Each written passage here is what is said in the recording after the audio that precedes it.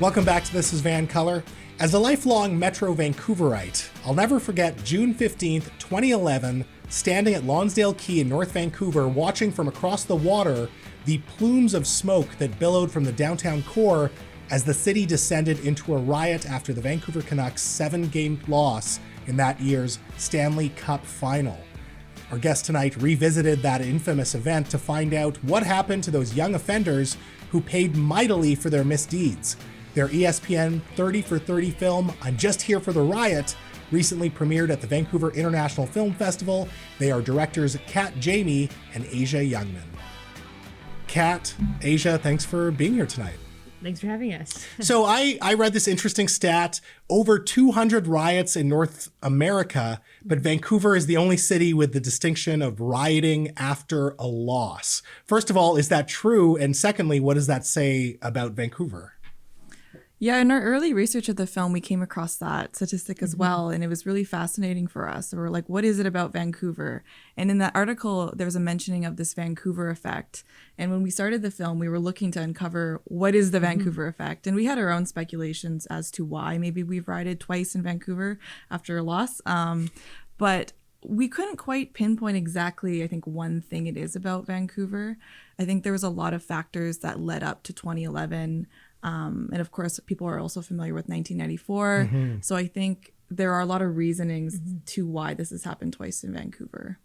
Yeah, fascinating. Now, when we look at the actual riot in 2011, this was a huge criminal investigation. I think the public also wanted their pound of flesh against the rioters.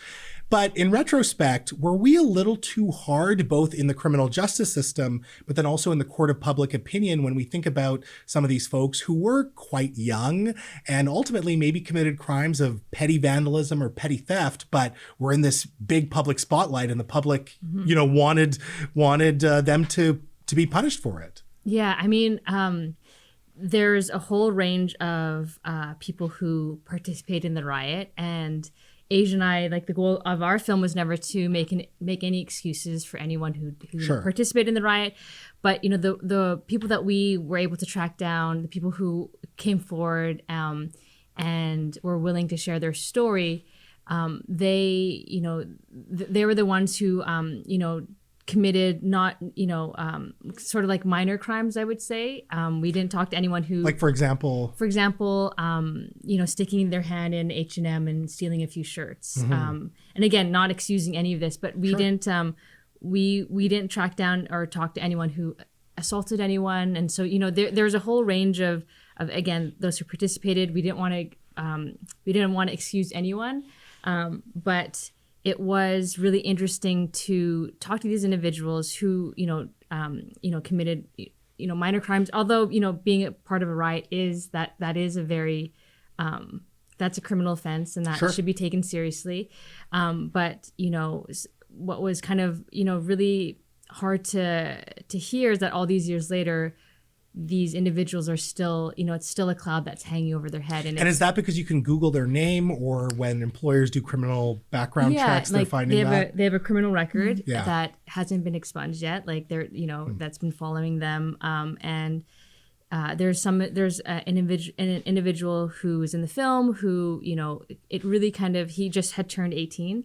And he says it in the film, to get a criminal record when you turn 18 really just sets the tone for the rest of your life. And so the film really just kind of explores why this event happened. And there's, like Asia just mentioned, there's so many things, so many factors that led to this night. And it wasn't, I think it's just too easy to say there's just a bunch of young idiots. There's more at play that night.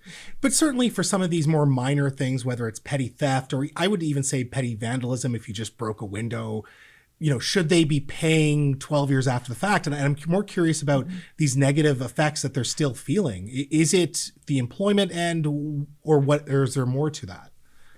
I mean, I think people were a little bit too harsh on them, just like in my own personal opinion, especially looking at an example of a 17-year-old who smacked the side of a window with a hockey stick, became kind of one of the most talked about people involved in the riots, went through this huge process of getting publicly shamed, still is, dealing, I think, with a bit of that like trauma, I think, of having gone through such a public shaming and having to be fearful of people coming after him, things like that. So I think in scenarios like with a lot of people that we interviewed, it seemed like it was a bit too extreme. And it seemed like the Vancouver Police Department were using it as examples so that, you know, other youth wouldn't do this in the future. So although I do feel like people should be accountable for their actions, I don't think they should have to be dealing with these consequences. And I think that's totally fair to have people accountable for their actions. But really quickly, can we point the finger at the city or at the police in terms of their planning? Like, was there something that was missed on a planning end that perhaps these people fell prey to and got swept up in the riot itself? Well, we don't really point fingers at anyone in the film. and that sort of was our intention as filmmakers. Like, we really wanted to offer a multitude of perspectives and almost allow the audiences to come up with their own reasoning as to why this happened. But I think once, kind of like I mentioned earlier, there's so many factors that led to this. I think it was a lack of planning. I think it was also, you know, the fact that this happened in 1994 and there was footage about it and it was talked about. And yeah, I think that the city was not prepared for this. And I think they didn't think it would happen. I think they should have prepared for anything, really. So it was a multitude of things. You know, people were drinking. It was a hot day. People were upset. So it was like the build up, you know, going to Game 7, like the build up of all this anticipation, this nervousness, the fact that the Canucks were up 3-1. You know, and then we had to get pushed to Game 7. The fact that the 2010 Olympics, like that was another factor. Sure, yeah. Because we just came off that. We just came off that high. Hundreds of thousands of people were going downtown to celebrate. Nothing bad had happened. So I think there was a lot of things that that led to the perfect wildfire. Absolutely, Kat. Asia, thank you so much for your time tonight, and congratulations on what seems to be a very successful film and an important film for Vancouver. So thank you so much. Thanks so much, Mo. Absolutely. Folks, that's our show. Thank you so much to Professor Benjamin Perrin and filmmakers Kat Jayme and Asia Youngman for their time tonight.